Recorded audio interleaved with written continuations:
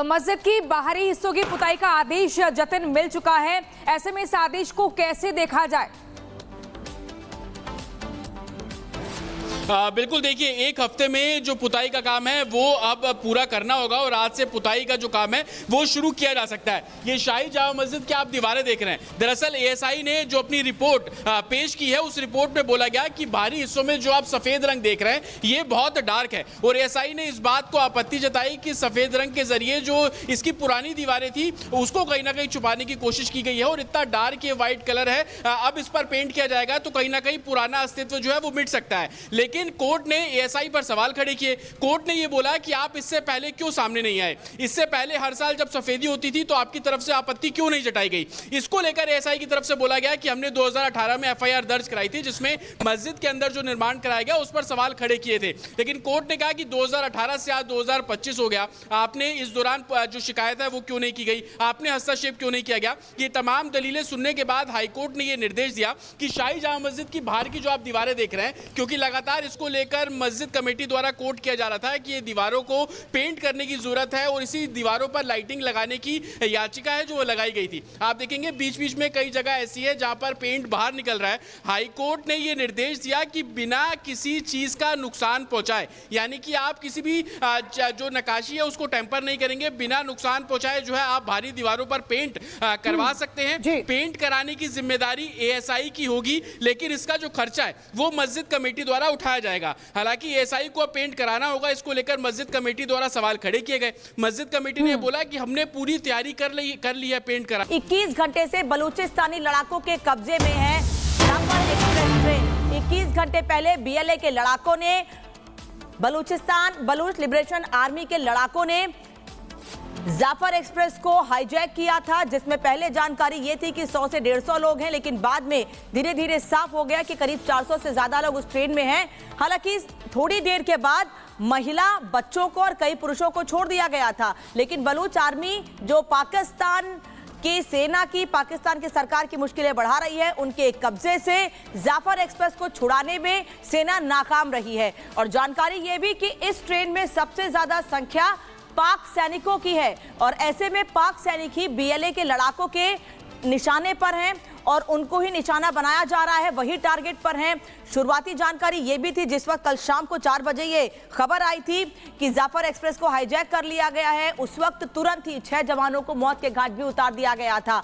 Balochistan liberation army Balochistan की आज़ादी की मांग हमेशा से करती रही है और यही वजह है कि पाकिस्तानी सेना के सामने हमेशा से ये चुनौती रही है कि कैसे बलूचिस्तान के लोगों को अपने कब्जे में कर सके वो। लेकिन बलूचिस्तान के लोग हमेशा से अपनी आज़ादी के लिए और जिस तरह से पाकिस्तान की सेना हमेशा से बलूचिस्तान में महिलाओं के साथ, बच्चों के साथ, बुजुर्गों के साथ अभद्रता करती रही है, उसके खिलाफ हमेशा से लड़ाई बलूचिस्तान के लोगों की रही है।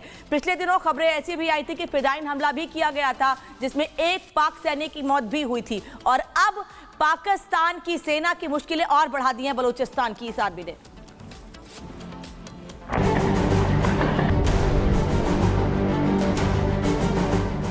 हथियारबंद विद्रोहियों कब्जे में पूरी ट्रेन। किसी भी लोकतांत्रिक देश से ऐसी तस्वीर, जरा सोचिए अंजाम क्या होगा।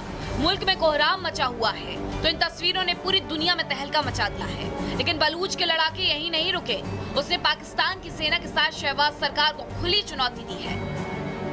शहबाज सरकार के हाथ पांव फूल चुके हैं और बलूच आर्मी ने मुनीर को भीगी बिल्ली बना दिया है। पूरे प्रशासन की हवाइयां उड़ी हुई हैं। हालात पूरे पाकिस्तान में इमरजेंसी जैसे हो गए हैं। पाकिस्तान बंधुकों को छुड़ाने के लिए हाथ पांव मार रहा है, लेकिन मुनीर की फौज कर कुछ नहीं पा रही। बीएलए ने पाक सेना को धमकी दी है कि ड्रोन या हेलीकॉप्टर से हमला ना करें, हमले किए गए तो बंधक मारे जाएंगे। बीएलए ने अपने साथियों की रिहाई के लिए पाकिस्तान को अल्टीमेटम दिया है और कैदियों की अदला बदली पर गंभीरता दिखाए पाकिस्तान। बलूच के लड़ाके पहले ही 30 पाकिस्तानी सैनिकों को मार चुके हैं।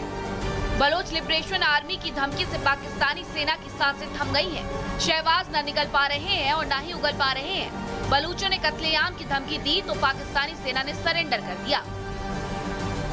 दहशतगर्दी जो है उसने बहुत जोर से फिर सर उठाया है और केपी में और बलूचिस्तान में जो इस वक्त दहशतगर्दी के खिलाफ जंग जारी है, उसमें हर रोज़ हर रोज़ हमारे जवान, पुलिस के जवान, पुलिस के अफसर, अफवाज पाकिस्तान के जवान, उनके अफसर शहादतें दे रहे हैं। पाकिस्तान फिलहाल पूरी तरह बलूच के चक्रव्यूह में फंसता दिख रहा है। बलूच पाकिस्तान से खुली जंग का ऐलान कर चुके हैं। इस बीच बलोच लिबरेशन आर्मी ने 104 बंदूकों को रिहा किया है, जिसमें 58 पुरुष हैं, 31 महिलाएं हैं, 11 बच्चे हैं।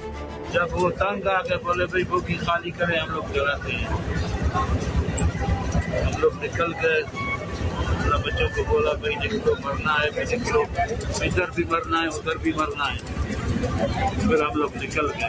हैरानी की बात यह है कि मुनीर की नकारा सेना अब तक बंदूकों को छुड़ा नहीं पाई है और शहबाज ब्रांड दुनिया के कोने कोने में बेइज्जती कराने के लिए रिकॉर्ड तोड़ रहा है। बड़ी सही स्कीम बनाकर जिन्होंने भी किया है कि उस एरिया जहां उन्होंने उसको हॉस्टेज बनाया है, उस एरिया के अंदर सेल फोन सिग्नल नहीं। अब आर्मी बिल्कुल जो है वो लॉन्च हो चुकी है। पूरे बलूचिस्तान के अंदर इमरजेंसी नाफिज है और दूसरा अस्पतालों के अंदर सारा अमला जो है उनको बुला लिया गया है। एम्बुलेंसेज तैयार खड़ी हैं। चीमा साहब, सवाए ईदी ट्रस्ट वालों की जो एम्बुलेंसेज हैं उनको कहा गया कि आप शहरों से बाहर ना निकले कि मजीद ना कहीं प्रॉब्लम। जब बोया पेड़ बबूल का तो आम कहां से हुए, ये कहावत पाकिस्तान पर सटीक बैठती है। पाकिस्तान दुनिया भर में आतंक को पालने पोसने के लिए मशहूर है। अब उस पर भी भारी पड़ रहा है। कभी तालिबानी आतंकी तो कभी बलूची लड़ाके। पाकिस्तान के पाले आतंकी सरेआम दहशत का नंगानाच कर रहे हैं।